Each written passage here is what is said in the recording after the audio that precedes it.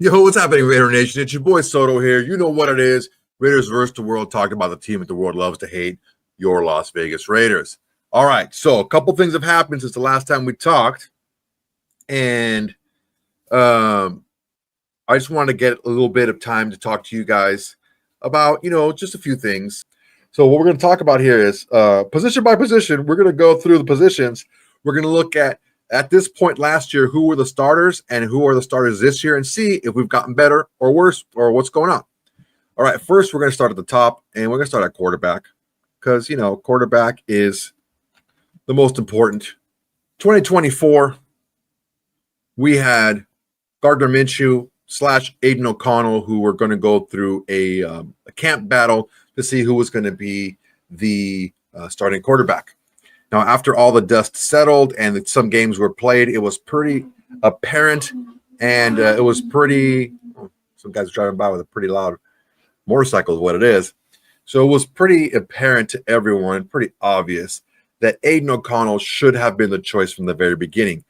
Even AP said that he second-guessed himself, and he should have started Aiden O'Connell from the beginning. That's no small consolation to him because ultimately I think that was one of the decisions that ended up costing him his job. Another decision was having just so many hangers-on as like quote-unquote coaches who really weren't doing much, really clouded his head and his judgment and made it a lot more difficult to make decisions because there was so many people around him telling him different things. All right, guys. Now, this season, it's Geno Smith. This is an obvious positive. Okay, this is an obvious step up. Okay, I understand there's a lot of people that are on the Aiden O'Connell boat that, Aiden O'Connell is going to win the job and this and that, blah, blah, blah. I'm not going to go into it anymore. I don't like chewing my food twice. Okay, I already talked to you guys plenty about how I feel about Aiden O'Connell. I like the dude. I think he's great. I love having him on the team. I think he's a great teammate. I think he's a great backup quarterback. But as far as a starting quarterback with the skills, the tools, the ability, the traits, also the pelts in his bag, right? He's won games in this league. It's a Geno Smith, of course, is the positive here. So that's definitely a plus. All right. So we're going to go ahead and move on to running back. All right. So last season, it was actually, let me fix that. Sorry about that. I forgot the year from last year. I have it here typed out. I just need to make sure I get it done right. Okay, bear with me. It'll be worth it. Here we go. So in 2024, we had a kind of half and half with Zamir White and Alexander Madison. And this year, for right now, it's Raheem Mostert. This is a step up. Now, let's not be short-sighted, okay? I know a lot of times we're going to look at someone's very last season. For 2 seasons ago, okay, the last season that Raheem Mostert was healthy, he had 21 freaking touchdowns with the Dolphins, okay? I think Chip Kelly is every bit as good, maybe if not better, with more experience than Coach McDonald to put a game plan together to get a good usage out of his weapons. So I can see that this being a similar, maybe not 21, but a very similar season for Raheem Mostert. People are going to look at his last season. Well, he got a drop off and this and that, and he's a 30 and all this other stuff. Look, a lot of people don't know this, but Raheem Mostert had a fractured sternum last season, and it wasn't allowed to heal because he continued to play. That's brutal. I've had a fractured sternum myself. You can't even take a deep breath. Like, Lord, don't get tired and have to breathe deep. It's freaking nuts. It's crazy. You can't sleep on your side. You can only sleep on your back propped up because it's terrible, dude. It's freaking terrible. So yes, running back again is a positive for this team as opposed to where we were last season. Great. So there we go. So we have positive for quarterback and positive for running back. Next, we're going to take a look at wide receiver. Unfortunately, we had a little bit of a funk. We had a guy that was, I don't know if you guys know what a leva is. Where I'm from in Long Beach and in various hoods across the United States that are predominantly Spanish speaking, a leva is a guy who used to be down for the crew, but they're not down anymore. Well, that's Davante Adams, okay? So last season, the wide receiver crew was Davante Adams, Jacoby Myers, and Trey Tucker. Right now, we have Myers, we have Trey Tucker, and we have Kyle Phillips. Those are our top 3 receivers out there. There's an obvious negative, okay? It's an obvious negative. I don't think we can add anyone that's going to be of the caliber of Davante Adams as a player. Now, as a person, as a teammate, all that nonsense, we're not talking about that, okay? That's completely different, okay? What we're looking at here is players on the field. I think if Pete Carroll would have gotten his hands on Davante Adams, it would have been a completely different story, but didn't happen. Davante is now elsewhere. He's someone else's problem now. So unfortunately, this is a negative. Okay. So this is something that, this is a bummer. Okay. Because we did have one of the best wide receivers in the game, and now we don't. All right. And I don't know that trading out Kyle Phillips for Davante Adams is going to be a plus in anybody's book. Okay. All right. Let's move on to this because it's starting to make me a little bit sad here. Now we're going to take a look at tight end. And I don't know if you guys know this, but tight end group is the same. Brock Bowers, Michael Mayer, and this year's the same thing. Now, I think it's actually going to be, I put it as a neutral because it's the same players, but we didn't know that Michael Mayer was going to miss extended time last season. I hope he doesn't miss extended time this season, number 1. Number 2, you have a Brock Bowers with a season under his belt who's gotten that much better and that much more familiar with the NFL game. His game was NFL ready from wherever, right? His game was NFL ready already, okay? But now he got a year under his belt in the NFL. I'm not going to try to be a homer here or anything like that. It's neutral. Let's just call it a neutral, okay? Let's just call it a push, all right? Because it's the same guys. So I think we're all right. Okay, let's go to the offensive line. Okay, offensive line. To start the season, or in this part of the season, 2024, it was Colton Miller, Dylan Parham, Andre James, Jackson Powers-Johnson, and DJ Glaze. This season, as of right now, penciled in light pencil. Okay, light pencil. It's Colton Miller, Dylan Parham, Jackson Powers-Johnson at center, Alex Kappa at guard, and DJ Glaze at right tackle. I'm gonna amend this for a second because this is where we were in actuality last season at this point because of the injury to Jackson Powers-Johnson. It was actually this. And this is why I called it a positive.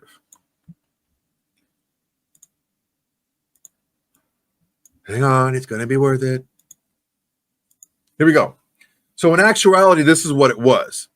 Colton Miller, Dylan Parham, Andre James, Cody Whitehair, Thayer Munford. That's what was penciled in to start. These were going to be our starters. So if you look at it from this perspective, boop, it's an upgrade all the way. You got Miller and Parham are the same. You got JPJ at center instead of Andre James. You got Kappa instead of Whitehair, Glaze instead of Munford. This is a positive going into the season now. And we're not done. We're going to have a couple more guys added. I think at least 2 more offensive linemen we're going to add in this year's draft. And interior offensive line is deep. A lot of these tackles, are getting shoved inside, and it's a lot more common now. It wasn't that common in the past, but over the last maybe 3 or 4 years, it's been a lot more common for some of these bigger tackles who maybe don't have the lateral movement to get kicked inside and be really good guards. So there's a lot more tackles out there that are going to be moved to guard, which means there's more interior offensive linemen. Let's see what we got here. Space Bees minus RJ James is a positive. Man, leave old dude alone, bro. Leave old dude alone. Poor guy. Yeah, but yeah, it is truth. I'm not going to lie. It's truth. Okay, there's the offense. So just to follow the report card here, quarterback is a positive. Running back is a positive. Wide receiver, a negative. Tight end is neutral. Offensive line is positive. So overall, 3 out of the 5 position groups positives, 1 neutral, which you can kind of say is a positive-ish, but I'm going to say neutral, and 1 negative at wide receiver. Okay. We're going to go on defense, all right? You guys with me here? You guys still with me? Holla at your boy.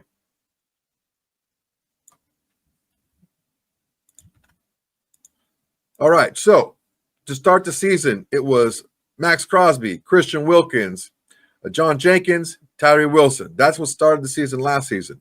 As of right now, we have Maxx Crosby, Christian Wilkins, Adam Butler, and Malcolm Kuntz. That is a positive. Anytime you can put Tyree Wilson on the bench, that is a super positive. And you replace him with a guy who's really good at Malcolm Kuntz, yeah, that's a super positive for me, man. Yeah, man, it's really as simple as that. Maxx Crosby's coming back healthy after surgery. He's good to go. Christian Wilkins coming back healthy after surgery. He's good to go. Adam Butler's going to get a larger role coming in here on the inside and the interior. He showed he can step up and take on a larger role as he did last season. He's going to be in there and make it happen. And also Malcolm Kuntz is going to come in. I mean, even more so than Malcolm Kuntz coming in as a player himself is he's taking Tyree Wilson out and putting him on the bench. That's going to be a positive. All right. So we're looking good here, okay? We're looking good. It's a positive on the defensive line. All right, let's take a look. Next, we're going to look at linebackers. And in linebackers, it's going to be a little bit – this is where the debate's going to come into play. All right. Last season, our linebackers were Robert Spillane and Divine Diablo. This season, we're going to have Landon Roberts and probably Devin White. It's tough to say. I really do feel in my heart of hearts and in my eyes of eyes and in my mind of minds, Landon Roberts is every bit as good as Robert Spillane. Is he like that, tough guy drinking a beer with a sleeveless T-shirt and a flannel tied around his waist in the back of a pickup truck tough? No, but he's tough nonetheless. He's a true leader. You saw it in his interviews. He's a true leader. He's a hard-nosed guy. He's a 2-time, Super Bowl champion with the Patriots. He knows how to get stuff done. The last time he got consistent snaps, he performed very well. He's a leading tackler for the Steelers 2 seasons ago. Last season, his snaps got cut into, and it happens, man. You go out and they get Patrick Queen, and he takes up most of the snaps. It wasn't because Landon Roberts is not Patrick Queen, but the last time he played really, really well. So I think that the Landon Roberts and Spillane is a wash. Now we get to Devin White and Divine Diablo. I think physical tools wise and just being able to play the position of linebacker, I think Devin White is a better player in that respect than Divine Diablo was. I think Divine Diablo, as a former safety, his best attribute as a linebacker should have been his coverage skills. He never had an interception. He's never had an interception. I think he's forced a couple of fumbles, but he's never had an interception. And Robert Spillane had like 5 in the last 2 seasons. It goes to show you he's been in position to do it. He just hasn't done it, or he just hasn't been able to cover as well. Devin White is different. Devin White, when he's under control, Devin White, when he's put in a position where his responsibility is clear, I think is an upgrade to Divine Diablo. But, and this is an Instagram model sized but, okay? Devin White is a little bit of a wild card. He likes to go off and do his own thing sometimes, and it gets him out of position, not only in coverage, but also in run support. So, because of that, I'm calling this neutral. I'm saying this is a neutral wash. One positive that we could take from this is, Divine Diablo and Robert Spillane got straight up pizzade this year, right? And Landon Roberts and Devin White aren't making that much money. So when you can replace guys that are making a ton of money elsewhere with guys who are just as good for a lot less money, you're doing something right. Okay, so the defensive line is done, and the linebackers are done. Now we're going to go to corner. Oops. Okay. And All right. So in 2024, we had Jack Jones, we had Jacorian Bennett, and Nate Hobbs. Those were our corners, starting corners last season. This season, we have Jacorian Bennett, Eric Stokes, and DeCam Richardson. That's as of right now. Put this under your hat, okay? Put this under your hat. And a report came out today that I heard like a week ago, okay? And I couldn't say anything about it because I don't want to betray anyone's trust. But there is a lot of talk that the Raiders are looking to move back in the first round. And a target that's been named, that's kind of name that's floating around is what's his name? God damn it. I had it right on the tip of my tongue. Jahdae Brown from Texas. Which, look, if you take a look at Jahdae Brown from Texas, okay, look. Jahdae Brown is like the prototypical size, speed, skill-wise of a corner that Pete Carroll just covets. I think if we do get pushed back a little bit in the first round because we trade back, I think Jahdae Brown would be an excellent choice if we're in the mid to like, high teens or something like that. Again, I don't think it's anything that's kind of set in stone or anything like that, but there have been some kind of rumblings around town that Jahdae Brown could be a target after the Raiders to trade back. Just for reference's sake, let's take a look here. Jahdae Brown, yep, just under 6 feet, 195. Let's see here. Yeah, long arms. 4'3", 40. Yeah, that's about right. Yeah. I mean, it all checks out, dude. It all checks out. Look.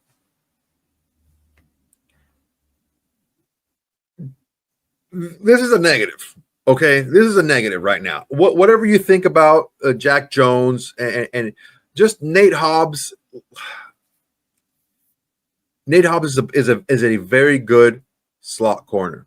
I don't think we've seen enough from DeCam Richardson to say yes or no. Eric Stokes is a very good number 2 corner. One of the things about Eric Stokes, and you have to realize this, Eric Stokes was playing opposite of a very good corner with the Packers, whose name escapes me right now. And that other corner ended up getting hurt, and Eric Stokes was having to step up to play that role of that guy, Jair Alexander. So Jair Alexander gets hurt, and Eric Stokes gets put in that place, and he just loses all his confidence, man. And it happens. You can definitely see where it can go one of two different ways here.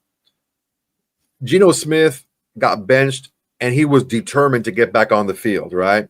And he didn't let it stop him with his belief or anything. And he said that he really credits Pete Carroll in building him back up after a couple of seasons not starting. This is going to be something that's very similar for Eric Stokes. Eric Stokes is a physical freak. 6'1", 195, legit 4'3", 40, can jump out of the freaking stadium. He's got long arms, he's got quick hands, got quick feet. This guy just needs a little bit of TLC, a little bit of confidence boost, and this guy's going to be a very good player. But I'm not going to give him credit for something that he can do in the future. I have to take a look at what we have right now. And unfortunately, what we have right now, a little bit of a negative. Okay, so we took a little bit of a step back corner-wise. That's why I talked a little bit about maybe a trade down with a corner like a Jahdae Brown being brought in. There's a couple other corners out there that fit the mold of what Pete Carroll wants to do, but for right now, we can only look at what we have right now. Okay, let's go ahead and look at safety. All right, so starting the season, last season was Marcus Epps and Trevon Merrick. And this season, we're going to have, actually, as of right now, it's Isaiah Pola-Mao and Jeremy Chin. That's a positive.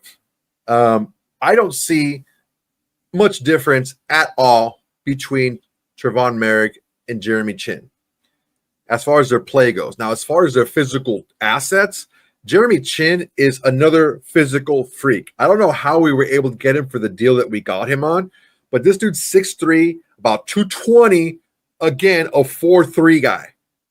He runs like a corner and hits like a linebacker. Those are not my words. Those are words of players who've played against Jeremy Chin.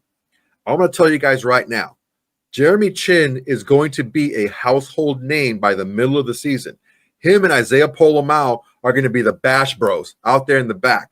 These guys are two thumpers back there, okay? We saw Isaiah Polomau separate a man from the ball multiple times, with not poking the ball out, by hitting him, by relieving him of his senses, okay? So you have two guys on the back end who not only can play deep and cover deep, can also cover the slot, can also play in the box, but also can blitz, take on blockers, and run support. These two guys are prototypical what a Pete Carroll defense needs to be successful. Pete Carroll needs guys. Think of like the safeties that he had in Seattle with the Legion of Boom. Those guys were fast, big, strong, ball hawks, aggressive, violent. Dude, this is what we have here. For the way we want to play right now, the safeties we have right now are infinitely better than the ones we left. Now, I'm not going to disparage Marcus Epps. I liked Marcus Epps very much. He was a little bit of a liability in run support, okay? And he was maybe a half a step or a step slow sometimes in some of the deeper passes. Trevon Merrick, he did great for us. I wish him well over in Carolina. I think it's going to do very big things over there. But I think Jeremy Chin is just a little bit more physically gifted than Trevon Merrick was. And we're going to see a much more aggressive, violent play out of these safeties moving forward. You guys are really going to have fun watching these safeties play, because right now they've unlocked with in the back end old school Raiders safeties going out there and just punishing people and dropping them, and just I'm going to stop right there. Just keep that under your hat. There's two things right now you want to keep under your hat: a trade back for Jahdae Brown or other similar type of corner. And watch these safeties this year, man. These safeties are going to be something special moving forward. Okay, up next, we have special teams. Yes, kickers are people too. 2024, we had AJ Cole, Daniel Carlson. This year, we have the same. That is a neutral push. Okay, so let's take a look at the report card here defensively. And defense and special teams. Defensive line is a positive. Linebacker is neutral. Corner is a negative. Safety is a positive. And special teams is a neutral. So overall, we have 1, 2, 3, 4, 5 positives. We have 2 negatives and 3 neutrals. So it's an overall upgrade. That's what we're looking for here. One thing that I want to get into here is, this is prior to the draft. What we're looking at is a lot of these guys that we're seeing right now that are on this board were post-draft. Those are the guys after we had already drafted. So it's possible that we get a really good receiver and bolster up the receiving corps. It's possible that we get a top-end corner or 2 and bolster this corner group. It's possible that we get, another linebacker, and it becomes a positive. The mock drafts, I look at them a little bit differently. I want to look at them as like more so like the thought behind it, like the theology behind the draft picks, not just the exact person themselves. But that's moving forward. For right now, we're looking at this report card, and it looks pretty good, man. We're looking in a lot better shape than we were last year in a lot of different positions, most notably the quarterback position.